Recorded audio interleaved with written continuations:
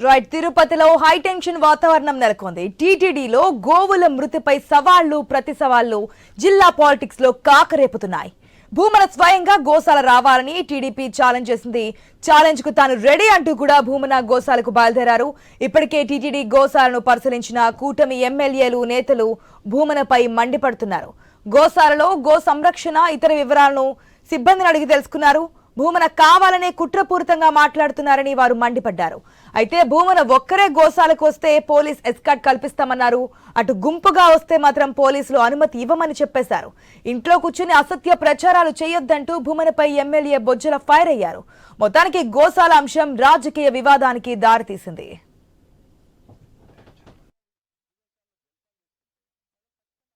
ఇంట్లో కూర్చొని ఇంకా లుంగి ఇప్పుకోకుండా ఆడ కూర్చుంటే ఎట్లా రావాలా? ఇక్కడ ఏదో గోశాలలో ఏదో అన్యాయం జరిగింది అంటివి చూపాలా? అదో అందరూ ఇక్కడ ఉన్న జిల్లాలో ఉన్న అందరూ టోటల్ అందరూ ఇక్కడే ఉన్నాం. సో ఇంకా నీకు రావడానికి ఏం ప్రాబ్లము? అది కూడా పోలీస్ చేసుకోవడంతో పాటు మీలాంటి పనులు ఏదో హౌస్ అరెస్టులు చేసే రకాలు కాదు. మీకోసం పొద్దున్నే వచ్చి వెల్కమ్ కూడా చెప్పినారు పోలీసు వాళ్ళు. రండి, అవసరమైతే ముందు పైలట్కి పెడతా, అది కూడా ఎస్పీ గారు చెప్తా, తీసుకురండి, ఆడికి వచ్చి చూసుకో, ఏమేమి ఉందో ప్రతి ఆవుని లెక్కేసుకో, మేము అందరం ఉన్నాము. ఇంట్లో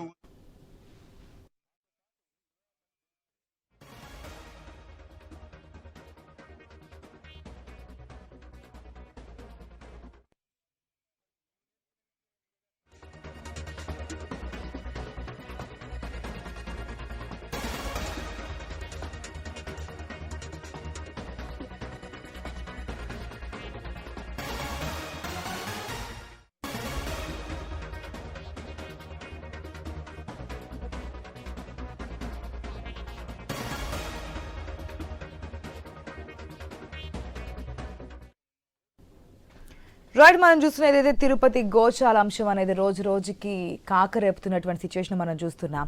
ఏదైతే గోశాలకి రావాలి అని చెప్పి టీడీపీ ఛాలెంజ్ చేసింది, దాన్ని భూమను కూడా స్వీకరించారు, వెళ్ళడానికి బయలుదేరారు. కాకపోతే ప్రొద్దుటే మనం చూసాం హౌస్ అరెస్ట్ చేశారు. భూమనతో పాటు కొంతమంది వైసీపీ శ్రేణులు కూడా హౌస్ అరెస్ట్ చేసినటువంటి సిచ్యువేషన్ మనకు కనిపించింది. సింగిల్గా వస్తే ఎస్కాట్ ఇచ్చి పంపిస్తాం, అంతేగాని గుంపులుగా వస్తే మాత్రం ఇచ్చే పర్మిషన్ లేదు అంటూ కూడా పోలీసులు కరాఖండిగా చెప్తున్నటువంటి సిచ్యువేషన్. మరి ఏం జరగబోతోంది ఏంటి? గోశాల అంశంలో ఎవరు చెప్తున్నటువంటి మాటలు వాస్తవం? మన ఈవో శ్యామలరావు చెప్పినటువంటి కామెంట్స్ కూడా చూసాం. అంటే కొన్ని అనారోగ్యం బారిన పడి కానీ వృద్ధాప్య కారణాల వల్ల కానీ కొన్ని ఆవులు మరణిస్తుంటే గతంలో కూడా 190 ఆవుల వరకు చనిపోయినటువంటి సిచ్యువేషన్ మనం చూసాం. ఈసారి కూడా 30 నుంచి 40 ఆవులు చనిపోయాయి అని చెప్పారు. అది అక్కడి నుంచి స్టార్ట్ అయ్యి ఇప్పటి వరకు గాలివానలా మారుతున్నటువంటి సిచ్యువేషన్ మనకు కనిపిస్తోంది. మరి ఏం జరగబోతుంది అనేది మాట్లాడదాం. మనతో పాటు డిబేట్లో పార్టిసిపేట్ చేస్తున్నారు మోహన్ రెడ్డి గారు, వైసీపీ కార్యదర్శి, కంచర్ల విజయభాస్కర్ గారు ఉన్నారు, టీడీపీ సీనియర్ నాయకులు, అదేవిధంగా తాడిశెట్టి పశుపతి గారు ఉన్నారు, పొలిటికల్ అనలిస్ట్. నమస్తే అండి, వెల్కమ్ టు ద షో అందరికీ. ఫస్ట్గా పశుపతి గారు నమస్తే అండి.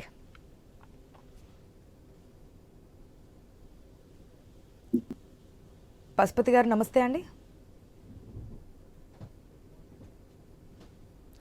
పశుపతి గారు ఆడియో మీకు వినిపిస్తుందా? Good morning. గుడ్ మార్నింగ్ అండి. ఏపీ పాలిటిక్స్ లో ఎప్పుడో ఒక అంశం తెర మీదకి వస్తూ ఉంటుంది, మనం చూస్తూనే ఉంటాం, మనం డిబేట్స్ లో చర్చిస్తూనే ఉంటాం. ప్రెసెంట్ హాట్ గా ఉన్నటువంటి పాయింట్ ఏదైనా ఉందంటే టీటీడీ గోశాల.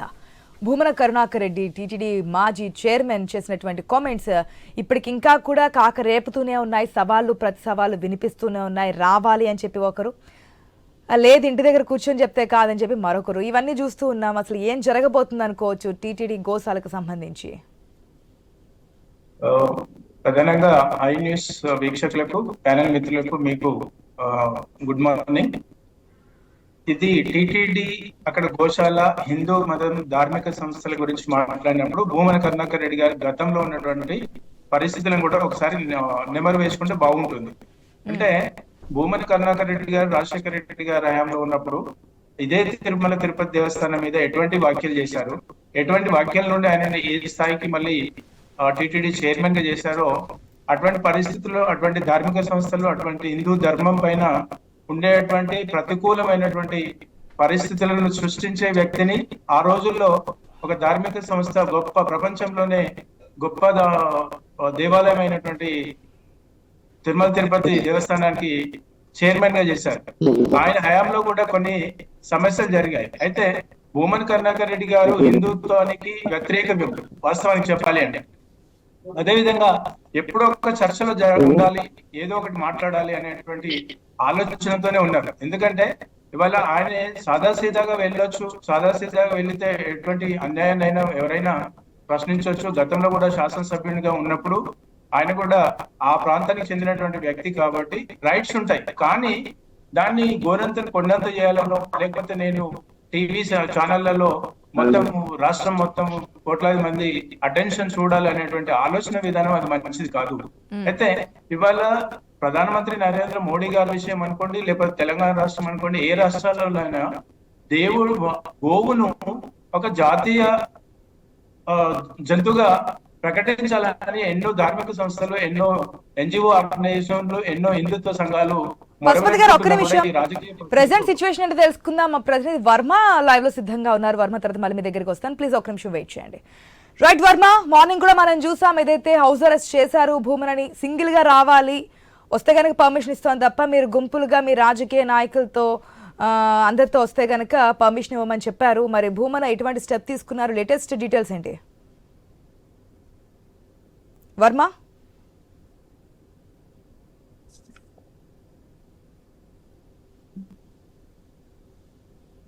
రైట్, ఫ్రీజ్ అయింది. పశుపతి గారు కంటిన్యూ అండి. కాకపోతే ఇప్పుడు ప్రజెంట్ చూస్తూ ఉంటే గతాన్ని మరిచి ఆయన మాట్లాడారు, తర్వాత చైర్మన్గా ఉన్నారు, అవన్నీ పక్కన పెట్టేద్దాం, అంతకుముందు మాట్లాడిన అన్నీ కూడా కాదు, ఇప్పుడు ప్రజెంట్ జరుగుతున్నాయి చూద్దామని చెప్పే స్టేట్మెంట్స్ మనం చూస్తూ ఉన్నాం కదా. ఈ తరుణంలో చనిపోయిన మాట వాస్తవమే, కానీ చెప్తున్నటువంటి రీజన్స్ వేరు. అవి వృద్ధాప్యం, కొన్ని డిసీజెస్ కారణంగా చనిపోయాయి అనేది టీటీడీ చెప్తున్నటువంటి మాట కాదు. వాటికి పోషణ సరిగా లేక, దానా సరిగా వేయకుండా ఉండడం వల్ల చనిపోయాయి అనేది వైసీపీ నేతలు భూమా చెప్తున్నటువంటి స్టేట్మెంట్స్. అది కూడా సంఖ్య కూడా డిఫరెంట్గా ఉంది. ఇటు 30 నుంచి 40 అంటే అటుపక్క 100కు పైన అని చెప్పేసి భూమన్ చేస్తున్నటువంటి స్టేట్మెంట్స్ కదా. అయితే ఇప్పుడు ఈ దేశంలో ఒకప్పటికి ఉన్నటువంటి ఆదరణ, ప్రస్తుతం ఉన్నటువంటి ఆదరణ గోశాలలకు కానివ్వండి, లేకపోతే ఎన్జిఓ ఆర్గనైజేషన్స్ కానివ్వండి, కుల సంఘాలు కానివ్వండి, వాటికి స్పాన్సర్ చేస్తున్నటువంటి విషయాలు, కాంట్రిబ్యూషన్ చేస్తున్నటువంటి విషయాలను మనం స్వాగతించాలి, ప్రత్యక్షంగా వాళ్ళని అందరిని అభినందించాలి. అయితే కూర్చొని తింటే ఏవైనా తగ్గవుతాయో, అది పశువులు కావచ్చు, లేకపోతే వేరే జంతువులు కావచ్చు, మనం విశాలమైనటువంటి ప్రదేశాలలో తిరిగినటువంటి పరిస్థితిలో ఉన్నటువంటి వాతావరణం వేరుంటుంది పశువులకు కానీ, ఏ జంతువులు, పెంపుడు జంతువులకు ఏవైనా కూడా. అదేవిధంగా ఇవాళ గోశాలలో ఒక కిక్కిరిసినటువంటి వాతావరణంలో ఒక లిమిటెడ్ ప్లేస్ లోనే అవి ఉండాల్సి వస్తాయి కాబట్టి వాటి యొక్క స్వేచ్ఛ, వాటి యొక్క కాళ్ళ ఎక్సర్సైజ్ అనుకోండి, లేకపోతే వారి యొక్క లైఫ్ స్టైల్ విధానంలో కూడా మార్పు ఉంటుంది. మనం కూడా ఒక పేషెంట్ గా ఒక హాస్పిటల్లో ఉంటే ఎలా ఉంటుందో గోశాలలు కూడా అలాగే ఉంటాయి. అయితే గోశాలలలో కూడా కొన్ని, అది ఏజ్ రీత్యా కావచ్చు, లేకపోతే వాటి ఉన్నటువంటి ఆరోగ్య విషయాలలో కావచ్చు, కొన్ని సందర్భాలలో చనిపోవడం సహజం. అయితే వీటిని గోశాలలకు, రాజకీయాలకు ముడిపెట్టేసి ఒకరు కామెంట్ చేసేసి ఇంకో రకమైనటువంటి కామెంట్ చేసేసి, అంటే నేను గొప్ప అంటే మీరు గొప్ప, మీరు గొప్ప అంటే నేను గొప్ప అనేది కాకూడదు. ఒకవేళ భూమన కరుణాకర్ రెడ్డి గారి కనుక చిత్తశుద్ధి ఉంటే, భూమన కరుణాకర్ రెడ్డి గారికి గోమాత మీద అభిమానం ఉండి, ఆదరణ ఉండి, ప్రేమ ఉండి వ్యక్తిగతంగా వెళ్ళొచ్చు, 100 మందితో వెళ్లాల్సినంత అవసరం ఏముంది? భూమన కరుణాకర్ రెడ్డి గారు ఆయన ఇండివిజువల్ గా లైవ్ కవరేజ్ చేసుకోవచ్చు. 100 మందితో పోతేనే దాన్ని పరామర్శించినట్ట, 100 మందితో పోతేనే సమస్యను చూసినట్ట. అది కాకుండా అంటే పూర్తిగా రాజకీయ వైవిధ్యంతో, రాజకీయ ఆలోచనతో చూస్తున్నట్టుగానే ఉంది. కానీ అది ఒక ప్రేమతో చూడాలి, ఒక అభిమానంతో చూడాలి, ఆదరణతో చూడాలి, ఆత్మీయతతో చూడాలి అనేటువంటి క్రమం అయితే అక్కడ నాకు కనిపిస్తుంది. ఎందుకంటే ఇది కేవలం రాజకీయ ఉద్దేశంతో ఉండకూడదని నేను. రాజకీయాలు రాజకీయం వరకు ఓకే, కానీ అది దేవస్థానాలు, గుడులు, హిందూ మనోభావాల వరకు వెళ్తేనే ఇబ్బంది వాతావరణం అనేది ఎదురవుతుంది. ప్రజల్లో కూడా ఒకంత ఆందోళన కలుగుతోంది. ఏంటి రాజకీయాల కోసం ఈ స్థాయిలో అనేది వాస్తవాలనేది బయట పెట్టినప్పుడే అది నిజంగా జరిగిందా, లేదంటే రాజకీయ ప్రోద్బలంతోనే చేస్తున్నారా, రాజకీయ మనుగడ కోసమేనా అనేది తెలిసేటువంటి అవకాశం ఉంటుంది. రైట్, ఒక్క నిమిషం పశుపతి గారు. ఎస్ వర్మ, నా ఆడియో మీకు వినిపిస్తుందా?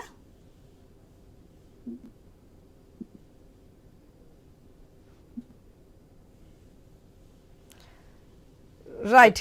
ఎస్ మోహన్ రెడ్డి గారు నమస్తే అండి. నమస్కారం అండి. మీకు ప్యానెల్లో పాల్గొన్న పెద్దలకు, చూస్తున్న వీక్షకులకు అందరికీ నమస్కారం.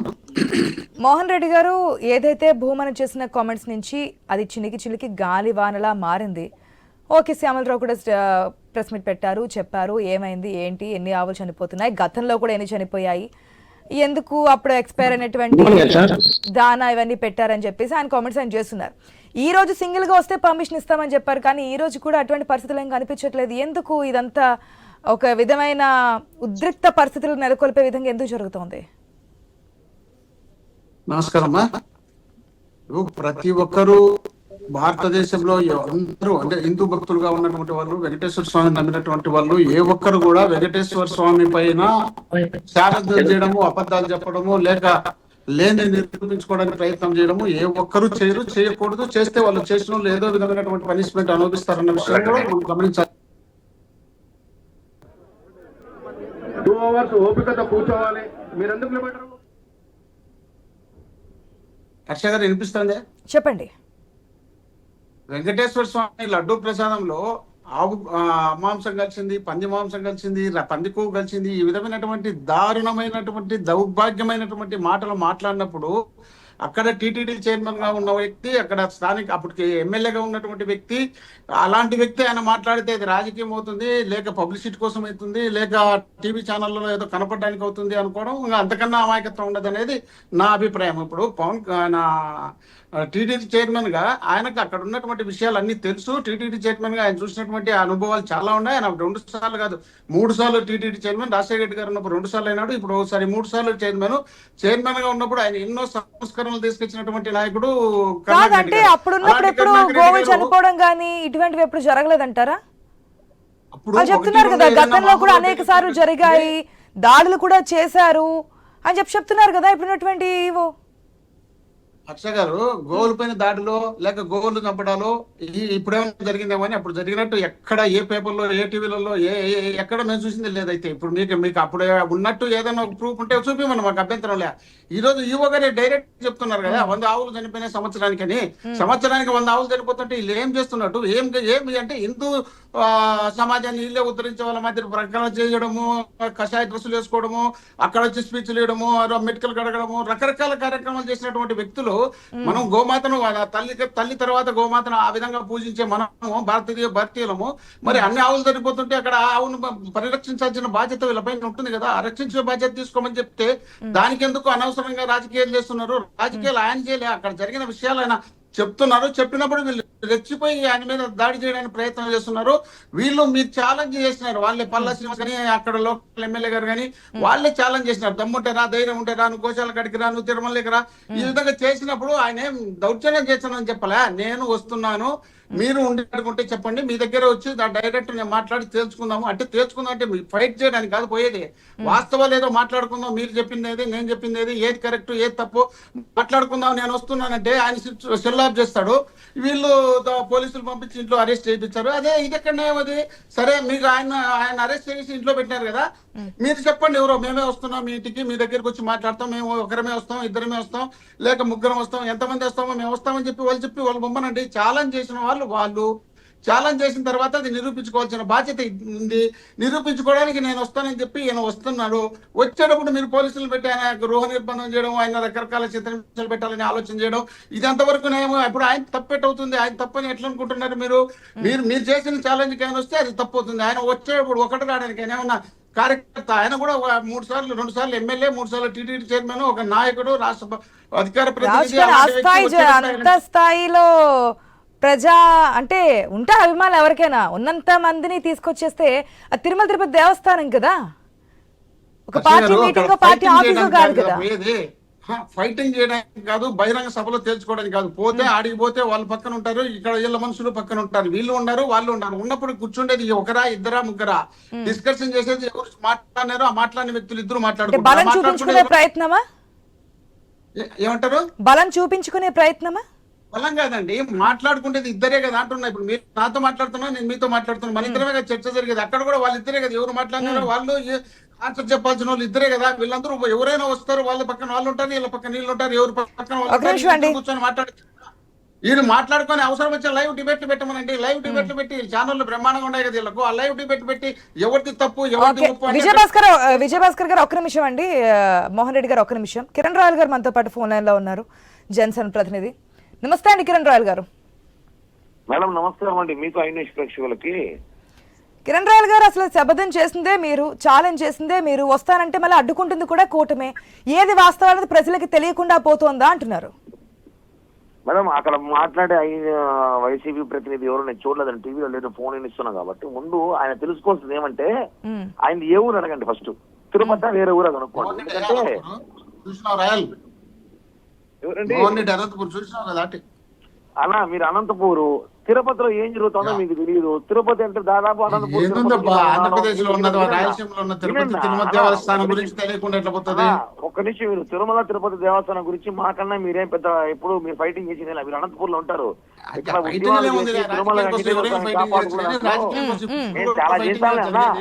మీరు ఎక్కడో అనంతపూర్ లో కూర్చొని కథలు చెప్పడం కాదు, కానీ ఇక్కడ తిరుమల తిరుపతి దేవస్థానం ఎలా కాపాడుకోవాలో మేము 20 ఏళ్ళకి పోరాడుతున్నాం. మాకు తెలుసు. కరుణాకర్ రెడ్డి చైర్మన్ ఉన్నప్పటి నుంచి, జగన్మోహన్ రెడ్డి వాళ్ళ నాన్న రాజశేఖర్ రెడ్డి ఉన్నప్పటి నుంచి ఎలా ఉంది తిరుమల పరిస్థితి ప్రతి ఒక్కరు తెలుసు. మీరు లడ్డులను ఎలా చేశారో, లడ్డులు మీ విషయం ఎలా చేశారో, తిరుమలలో ఎన్ని అన్నమతి ప్రచారాలు చేశారు, ఎన్ని గంజాయి అమ్మినారు, మద్యం అమ్మినారు, కొండపైన టికెట్లు అమ్మినారు, వెంకటేశ్వర స్వామి నమ్మకాన్ని ఇచ్చారు. మీరు ఈ రోజు మీరు హిందూ ధర్మం గురించి మాట్లాడతారంటే కామెడీగా ఉంది. నిజంగా కామెడీ చేస్తున్నారు. ఎందుకంటే తిరుపతిలో చేసేది మీరు చేస్తున్నారు కాబట్టి మీరు విన్న మోహన్ రెడ్డి గారు, కరుణాకర్ రెడ్డి గారి గురించి మాకన్నా మీకు బాగా తెలిసింది నాకే తెలీదు.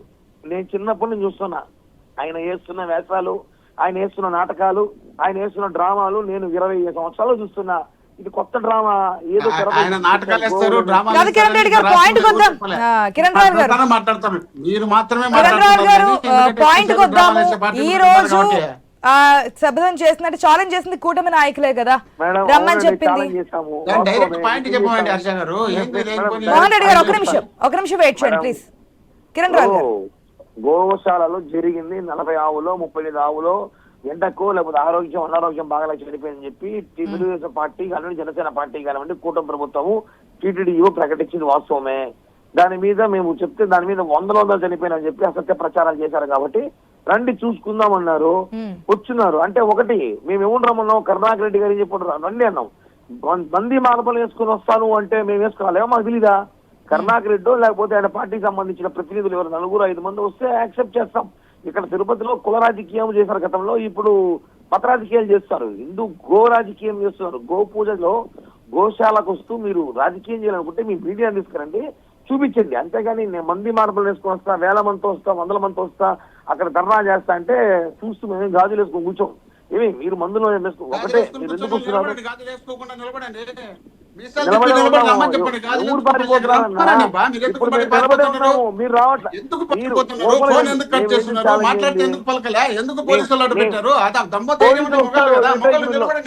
మీరు గోశాలలో వచ్చి మీ స్టూడియో చేస్తామంటే ఒప్పుకుంటాం. ఏమి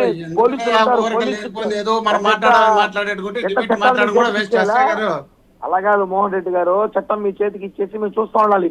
మీరు వచ్చి గోశాలలో వచ్చి మీరు ఆవులు పైన ఏమైనా చేయొచ్చు, దాడులు చేయొచ్చు, దాడులు చేయడానికి మీరు అధికారం మీద పెట్టుకొని మేము వచ్చి దాడులు చేస్తాం. అధికారం మీద పెట్టుకొని మేము వచ్చి దాడులు చేస్తే మీరు దాడులు చేసుకుంటారు.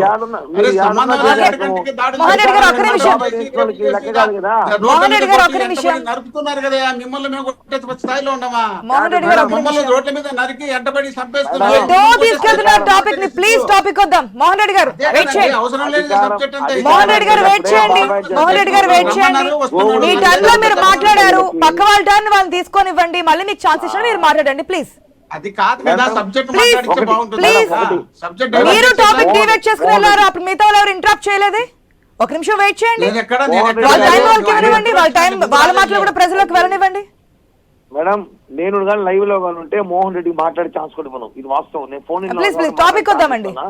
ఏంటి ఒకవేళ ఒకరు రాకుండా వస్తే గనుక ఇది ఎప్పటికీ క్లియర్ కట్ గా ప్రజలకు తెలిసే అవకాశం మాట్లాడి కూడా మోహన్ రెడ్డి మూగడం కాదు. మోహన్ రెడ్డి కూడా వాయిస్ ఉంది, మోహన్ రెడ్డి కూడా సబ్జెక్ట్ తెలుసు, మోహన్ రెడ్డి కూడా రాష్ట్రం దేశం తిరిగినోడే. మోహన్ రెడ్డి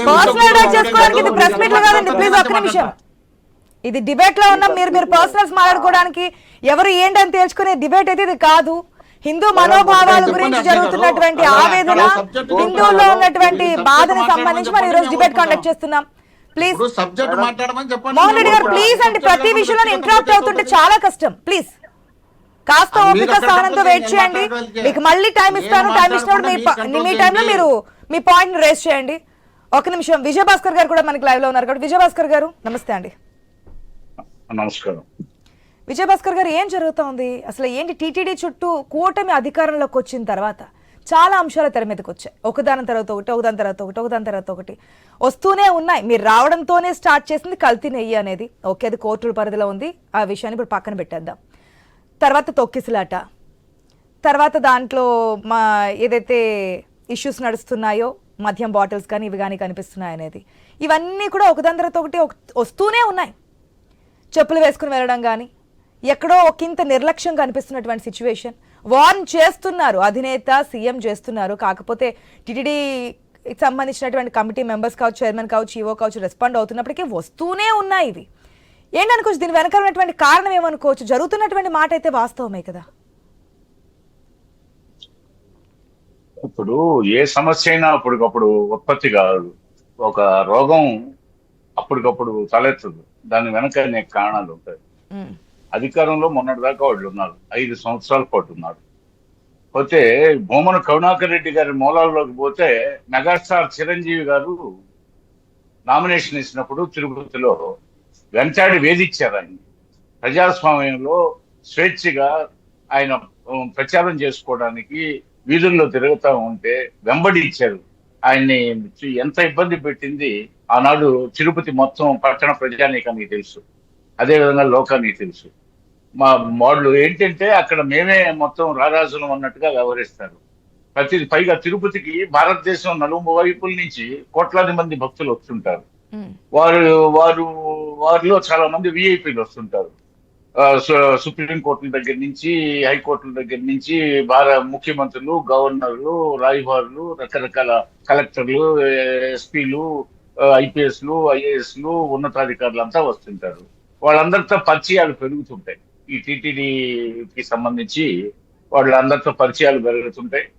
పోతే వీళ్ళ వ్యక్తిగత కార్యక్రమాలు, లేకపోతే ప్రజాసేవకు సంబంధించిన విజయభాస్కర్ గారు, సమయం తక్కువగా ఉంది కాబట్టి కూటమి నుంచి ఇద్దరిని తీసుకున్నాం కాబట్టి కాస్త దృష్టిలో పెట్టుకోండి.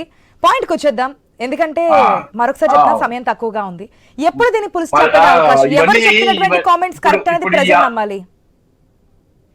ఎవరు చెప్పిన కామెంట్స్ అంటే ఇప్పుడు అదే భూమన కరుణాకర్ రెడ్డి గారి చరిత్ర నేను చెప్తున్నాను, మీరు కొంచెం అది పక్కన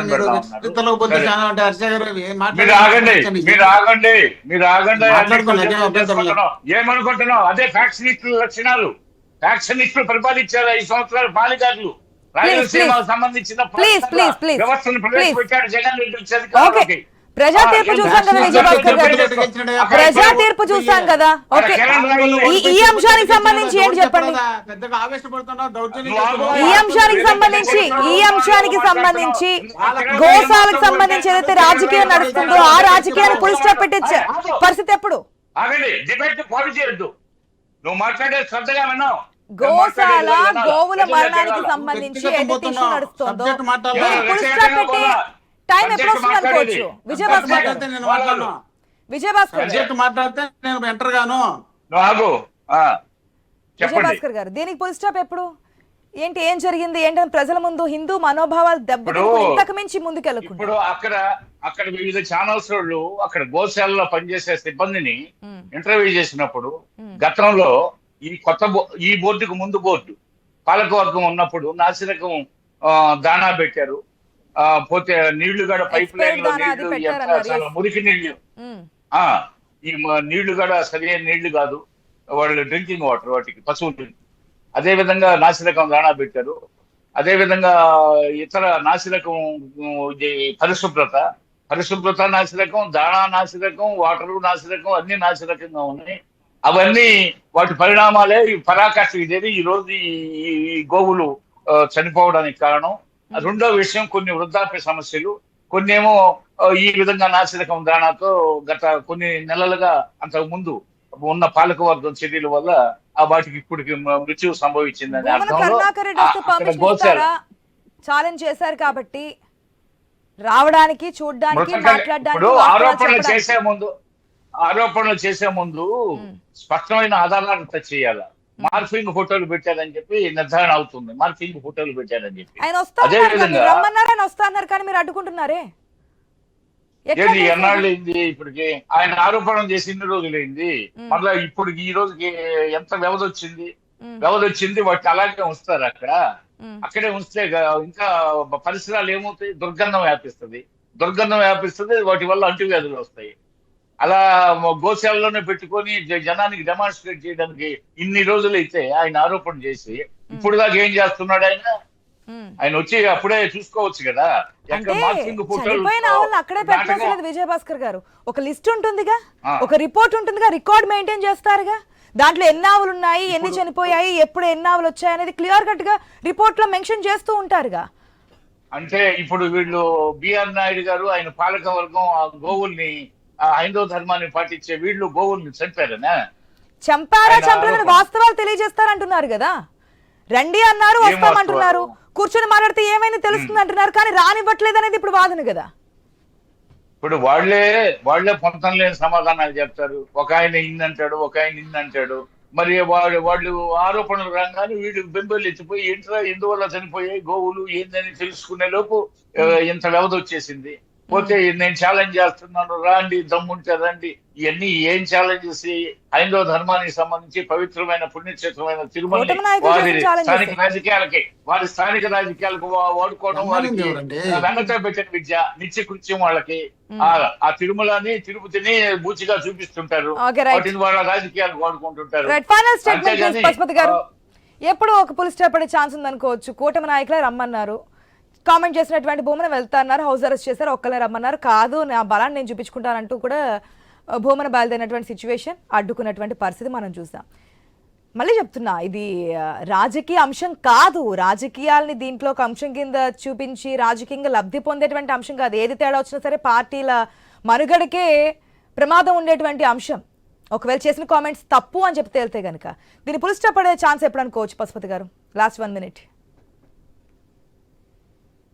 ఒకటి మీరు అన్నట్టుగా మీరు చాలా నేను 100% ఏకీభవిస్తాను. ఎందుకంటే ఇది కోట్లాది మంది ప్రజలు, అభిమానులు ఆరాధించే దైవంతో సమానంగా ఉన్నటువంటి గోశాలను రాజకీయం చేయొద్దని మిత్రులకు అని మీ ఛానల్ ద్వారా ప్రజలందరికీ చెప్తున్నాను.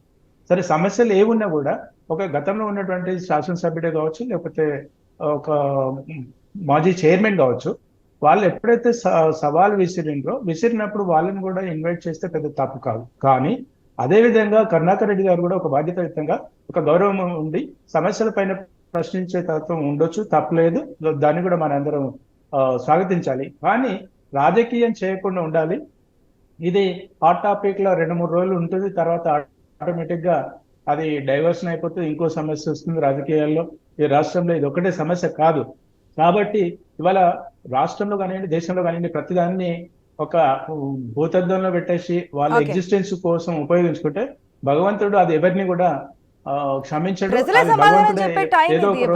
ఎప్పుడో భగవంతుడి వరకే కాదు, ప్రజల సమాధానం చెప్తున్నారు, ప్రజలను తిరుగుబాటు చెప్తున్నాను. అంటే ప్రజలు క్లియర్ కట్ గా ఉంటున్నారు. ఎందుకంటే గతంలో చేసిన దానికి గుణపాఠంగా గత ప్రభుత్వాలకు కావచ్చు, లేకపోతే భూమన కరుణాకర్ రెడ్డి గారికి కావచ్చు, లేకపోతే గతంలో ఏ తప్పు చేసినటువంటి చంద్రబాబు నాయుడు పార్టీ కావచ్చు, ఎవరైనా కావచ్చు, తప్పును తప్పే ప్రజలు ఆశీర్వదిస్తారు, స్వీకరిస్తారు, అభిమానిస్తారు. వాళ్ళు చాలా క్షుణ్ణంగా చూస్తున్నారు కాబట్టి గోరెంతను పొలిటికల్ టర్న్ తీసుకొని నేతల మధ్య సవాల్ వరకు వెళ్ళింది కాబట్టి వాస్తవాలు ఏంటనేది అదే పొలిటికల్ కూడా బయటపెట్టాల్సిన అవసరం ఉంది. ఒకవేళ తప్పు అనుకుంటే యాక్షన్ తీసుకునే అవకాశం కూడా కూటమి సర్కార్కు ఉంది.